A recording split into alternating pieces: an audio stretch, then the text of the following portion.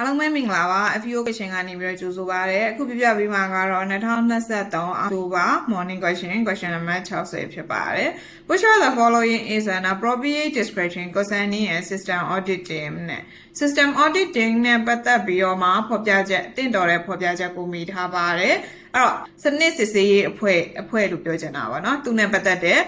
တင်တော်တဲ့ဖော်ပြချက်ကိုမိထားပါတယ်နံပါတ် A ကကြတော့ for an audit of the development progress in an information system department the audit team consists of members of the information system department who are familiar with the detail of the development information system department မှာသူတို့ရဲ့ development progress အတွက်ကိုเนาะဘာလုပ်မှာလဲဆိုလို့ရှိရင် audit လုပ်မှာမြန်မာလိုတစ်လုံးချင်းလိုက်ပြီးတော့ဘာသာပြန်မယ်ဆိုလို့ရှိရင်တော့တရင်အချက်လက်စနစ်ဌာနမှာ development နေတိုးတက်မှုကိုစစ်ဆေးဖို့ရန်အတွက်ဆိုလို့ရှိရင် the audit team เนาะစစ်ဆေးအဖွဲ့မှာ consists of the member of the information system department ဘာသူကပါမလဲဆိုလို့ရှိရင် information system department ရဲ့ member တွေကပါမယ် who are familiar with the detail of the development ဒီ development နဲ့ပတ်သက်ပြီးတော့မှအသေးစိတ်ရင်းနှီးကျွမ်းဝင်ပြီးသားဖြစ်နေတဲ့เนาะ information system department ရဲ့ memory ပါမယ်ပေါ့เนาะအဖွဲ့တွေပါမယ်ဆိုတဲ့ပုံစံမျိုးပြောထားတာ system audit team နဲ့မှာတဲ့နောက်တစ်ခုကကျတော့နံပါတ် B ကကျတော့ in order to enable the person requesting the audit to issue improvement instruction on the basis of the audit reportစည်ရင်းစစ်မှတ်တမ်းကိုမှသူကအခြေခံပြီးတော့မှဒီစည်ရင်းကိုပေါ့နော်ဒီ audit လုပ်ဖို့အတွက်ကို request လုပ်တဲ့သူကိုပို့ပြီးတော့မှတိုးတက်ကောင်းမွန်တဲ့ညွှန်ကြားချက်တွေကိုထုတ်ဖော်ဖို့ရန်အတွက်ကိုမှ the system audit team ကနေပြီးတော့ report the audit result ဒီ audit ရဲ့ပေါ့နော်ဒီ audit လုပ်လိုက်တဲ့စစ်ဆေးလိုက်တဲ့ result တွေကို to the person requesting the audit အဲ့ဒီစစ်ဆေးဖို့ရန်အတွက်ကိုမှ request လုပ်တဲ့သူစီကိုမှဒီစစ်ဆေးထားတဲ့ရလဒ်တွေကို system auditing ကနေပြီးတော့ report လုပ်တင်တယ်တဲ့နံပါတ် B ကကြတော့နံပါတ် C ကကြတော့ when an audit of the information system is performed as part of the business operation audit information system ရဲ့ပေါ့နော် audit ကနော်စရင်းစစ်ကနေပြီးတော့မှ business operation ကိုဘာလုပ်မှာလဲဆိုလို့ရှိရင် audit လုပ်မယ်အဲ့တော့ business operation ကိုစရင်းစစ်အဖြစ်နဲ့သူကလှုပ်ဆောင်လာတဲ့အချိန်မှာ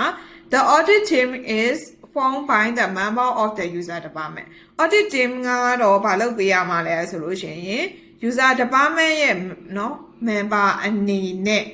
လှုပ်ဆောင်ရမယ်တဲ့အဲ့လိုပြောထားပါတယ်နံပါတ် D ကကြတော့ when the system audit team accept the help of an expert နော် system auditing ကနေပြီးတော့မှသူကဒီ expert ဆိုတာကျွမ်းကျင်တဲ့သူရဲ့အကူအညီကိုနော် accept လုပ်တယ်လက်ခံနဲ့ရယူတဲ့အချိန်မှာ the decision concerning the range of support method and audit result ဒီ support လုပ်ပေးတာပေါ့နော်အထောက်ပံ့ပေးတာတွေနီးလန်း method နီးလန်းတွေ audit result စစ်ဆေးတဲ့ရလဒ်တွေအမျိုးနဲ့ပတ်သက်ပြီးတော့မှသူတို့နဲ့ပတ်သက်တဲ့ဥစ္စာတွေရဲ့ decision ဆုံးဖြတ်ချက်တွေဒီ is the responsibility of the expert အဲ့ဒီကျွမ်းကျင်သူရဲ့တာဝန်ပဲဖြစ်တယ်တဲ့အဲ့လိုမိထားပါတယ်အဲ့တော့ system auditing နဲ့ပတ်သက်ပြီးတော့မှဒီ description ကိုပြောထားတာဖြစ်တဲ့အတွက်ကြောင့်မလို့သူဒီနံပါတ် D ရေပေါ့နော် expert အကူအညီတောင်းမဲ့ပါညာဆိုတော့မဖြစ်ဘူးပေါ့နော်အဲ့တော့ system auditing ဆိုတာကဘာလို့တာလဲဆိုလို့ရှိရင်ဒီ audit နဲ့ပတ်သက်ပြီးတော့မှသူကဒီ company တစ်ခုဒါမှမဟုတ်လို့ရှိရင်ဒီ system information system နဲ့ပတ်သက်ပြီးတော့ IT company တစ်ခုကိုမှနော်စည်ရင်းစစ်ကိုအစိုးရကနေပြီးတော့ဒါမှမဟုတ်လို့ရှိရင်ခွန်ဌာနတွေကနေပြီးတော့မှလာပြီးတော့မှစည်ရင်းလာမစစ်ခင်မှာကိုပဲသူကနေပြီးတော့မှ audit team တစ်ခုကိုငှားပြီးတော့သူကစစ်တာအဲ့လိုစစ်တဲ့အချိန်မှာဒီသူတို့တွေကနေပြီးတော့မှ system auditing ကနေပြီးတော့မှ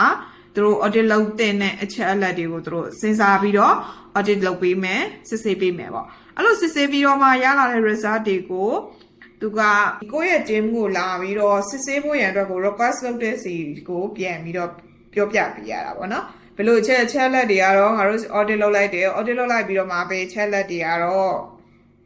စီမကိုက်ဘူးလို့စင်ကိုက်တယ်အဲ့လိုမျိုး report ပြန်လုပ်ပေးရတာဖြစ်တယ် အဲ့တော့ကြောင့်မလို့နံပါတ်60အတွက်အဖြေမှန်လေးကတော့နံပါတ် B ဖြစ်ပါတယ် In order to enable the person requesting the audit to issue improvement instruction on the basis of the audit report the system audit team